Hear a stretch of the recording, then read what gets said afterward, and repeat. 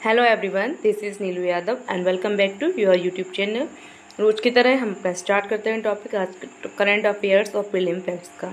तो स्टार्ट करते हैं फर्स्ट क्वेश्चन से। फर्स्ट क्वेश्चन है मैम, राफेल विमान उड़ाने वाली पहली महिला फाइटर पायलट के रूप में किसे चुना गया है? ऑप्शन है शिवांगी सिंह, श्वेता शर्मा, नलिनी विश्वनाथन, प्रेरणा चौधरी। इसका राइट आंसर फर्स्ट यानी कि शिवांगी सिंह। ये वाराणसी की रहने वाली हैं और इनको यानी कि ये फ्लाइट लेफ्टिनेंट हैं। शिवांगी सिंह को राफेल विमान उड़ाने वाली पहली महिला फाइटर के रूप में चुना गया है और ये वर्तमान में जेट को उड़ाने के लिए रूपांतर प्रशिक्षण से गुजर रही हैं, यानी कि इनकी ट्रेनिंग चल रही है और जल्द ही अंबाला में 17 नंबर की स्क्वाड्रन में शामिल होने जा रही हैं। ओके, जिसे हम गोल्डन एरो के नाम से भी जानते हैं। तो गोल्डन एरो क्या है? एक 17 नंबर की स्क्वाड्रन है जो किससे संबंधित है? राफेल विमान से संबंधित है। ठीक है, नेक्स्ट क्वेश्चन, 25 सितंबर को निधन हो जाने वाले महान गायक एसपी बालासुब्रमण्यम की पहचान 90 के दशक में किस सुपरस्टार की आवाज़ के रूप में जाना जाता था या में होती थी? ऑप्शन अमिताभ बच्चन, सलमान खान, धर्मेंद्र या रजनीकांत। तो इसका राइट आंसर है सलमान खान। जैसे कि जो हमारे किशोर कुमार जी थे, किशोर कुमार की आवाज़ का राजेश खन्ना जी की आवाज़ के रूप में जाना जाता था, उसी प्रकार से एसपी बालासुब्रमण्यम की पहचान जो 90 के दशक में यानी कि 90 के दशक में सलमान खान की आवाज़ के रूप में जाना जाता था। तो ये कौन थे? ये महान गायक थे। इनका निधन हुआ है 25 सितंबर 2020 को चेन्नई में। ओके, ये 74 वर्षीय थे और इन्हें सलमान खान की आवाज़ के रूप में जाना जाता है, जैसे किशोर कुमार जी को राजेश खन्ना की आवाज़ के रूप में जाना जाता था। इनमें इनके जो गाने हुए साथ निभाना साथिया, ये रात और ये डोर, पहला पहला प्यार है, दिल दीवाना, मेरे रंग में रंगने वाली, आया मौसमी दोस्ती, इस प्रकार के और भी गाने हैं। नेक्स्ट क्वेश्चन है, बिहार महासभा चुनाव 2020 परिणाम घोषित किया जाएगा।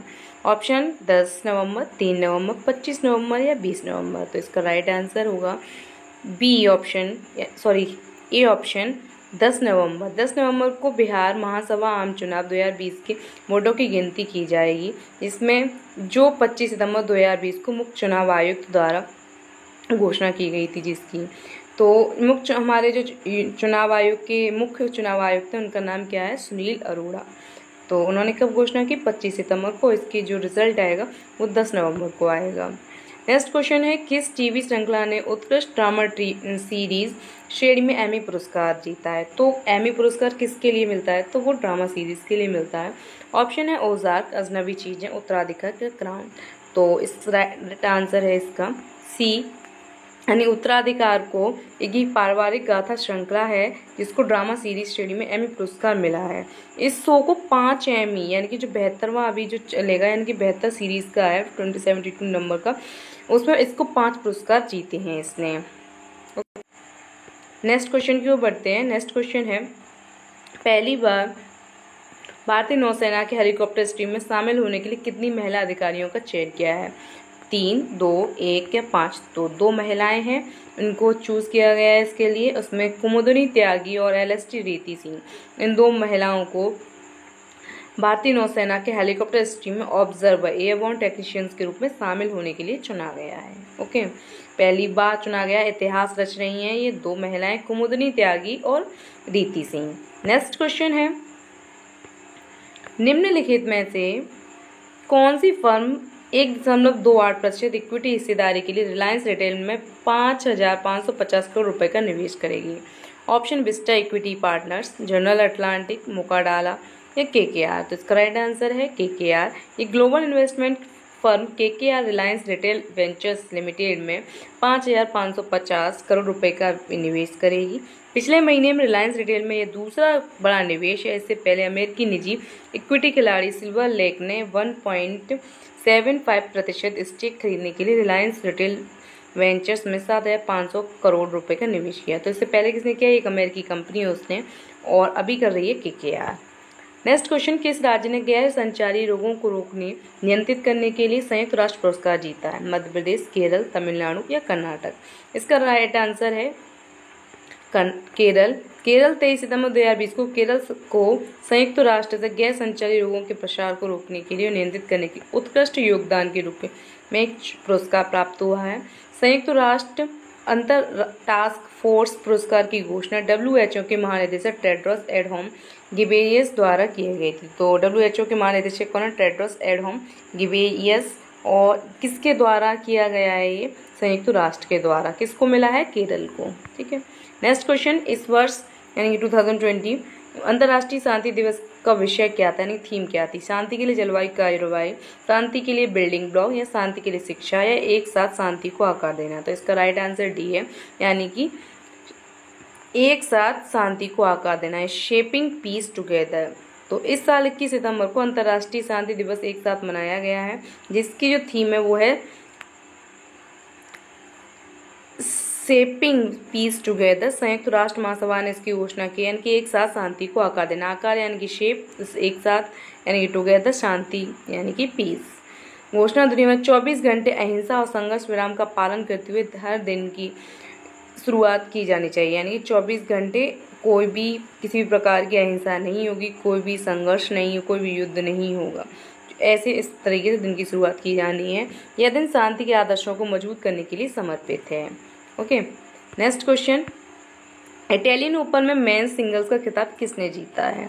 रोजर फेडरर, नोवाक जोकोविच, डोमिनिक थिएम, डेगा स्वाटसन। तो इसका राइट आंसर है बी ऑप्शन, नोवाक जोकोविच को एक ये इटालियन ओपन है हुआ है मैच, पुरुष एकल में खिताब जीतने वाले 36वां मास्टर खिलाड़ी जीता है, यानी कि जो 36वें नंबर के हैं ये, और ये सर्बियाई खिलाड़ी को हराया है डिएगो स्वार्ट्जमैन को 7-5, 6-3 और के 2 सीधे सेटों में हराकर ट्रॉफी हासिल की। किसने की है?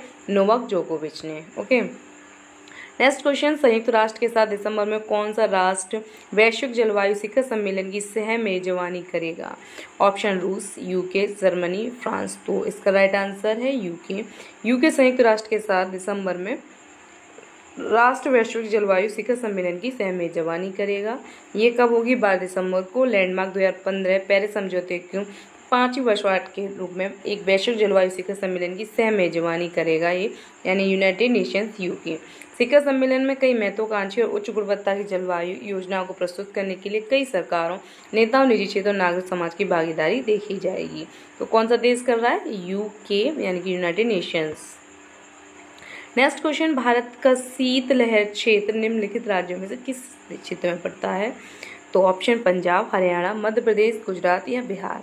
तो ऑप्शन है 1, 2, 3, 1, 4, 5, 1, 2, 3, 4 या 1, 2, 3, 4, 5। तो इसके पांचों आंसर सही हैं, यानी पंजाब, हरियाणा, गुजरात, मध्य प्रदेश, बिहार, इन सब में शीतलहर का क्षेत्र दिखाई पड़ता है, जिसमें पंजाब, हिमाचल प्रदेश, उत्तराखंड, दिल्ली, हरियाणा, राजस्थान, उत्तर प्रदेश और गुजरात, मध्य प्रदेश, बिहार। यानी कि इसके अलावा जो ऑप्शन है उसमें उत्तराखंड आता है, वो तो नॉर्मल ठंडा रहता ही है, हिमाचल प्रदेश भी रहता है ठंडा। ओके, और हरियाणा भी है ऑप्शन में, राजस्थान बेशक मरुस्थल है लेकिन शीतलहर का इसमें भी प्रभाव दिखाई देता है। नेक्स्ट है सांस अभियान, कभी कभी समाचारों में दिखाई दिया है, ये किससे रिलेटेड है? निमोनिया के कारण बाल मृत्यु दर को कम करना, जन्म दोषों को शीघ्र पता लगाने के माध्यम से बच्चों के जीवन की समग्र गुणवत्ता में सुधार, या अंडर 5 बच्चों में एनीमिया की रोकथाम या टीका रोधी बीमारियों से बचाव। तो इसका राइट आंसर है फर्स्ट, यानी कि निमोनिया के कारण बाल मृत्यु दर को कम करना। सांस एक अभियान जिसका उद्देश्य निमोनिया के कारण बाल मृत्यु दर को कम करना, जो 5 वर्ष से कम उम्र के बच्चों की सालाना लगभग 15% मृत्युओं में योगदान देता है। ठीक है, इसके बारे में थोड़ा और पढ़ लीजिएगा स्क्रीनशॉट लेके। नेक्स्ट क्वेश्चन की ओर बढ़ते हैं।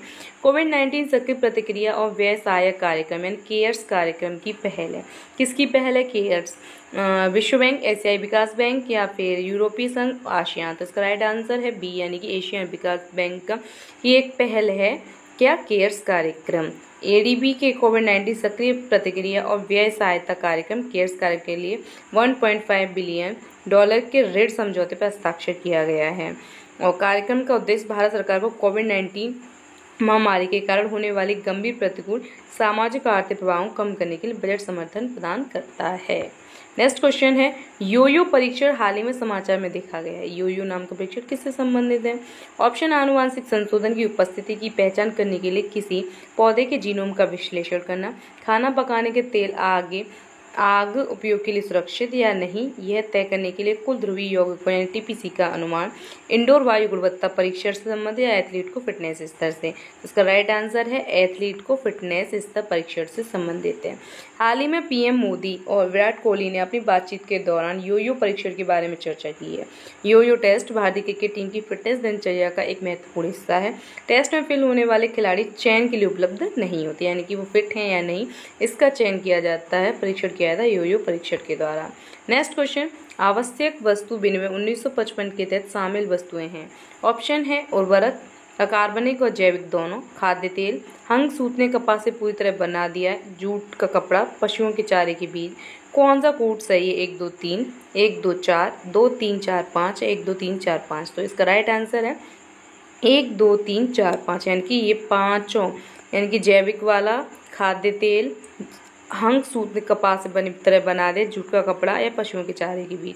ये 5 ऑप्शन सही हैं। इसके बारे में देखते हैं। उपभोक्ता मामले, खाद्य और सार्वजनिक वितरण मंत्रालय के अनुसार जो अधिनियम को लागू करता है, वर्तमान में अनुसूची में 7 वस्तुएं शामिल हैं, जिसमें ड्रग्स, उर्वरक, चाहे अकार्बनिक, जैविक या मिश्रित, खाद्य तेलों सहित खाद्य पदार्थों, कपास से पूरी तरह से बने हुए धागे या यार्न, पेट्रोलियम और पेट्रोलियम से उत्पाद, कच्चे जूट और जूट वस्त्र, खाद्य फसलों के बीज और फल और सब्जियों के बीज, पशुओं के चारों के बीज, जूट के बीज, कपास के बीज, ये सारी चीज़ें शामिल हैं इसमें।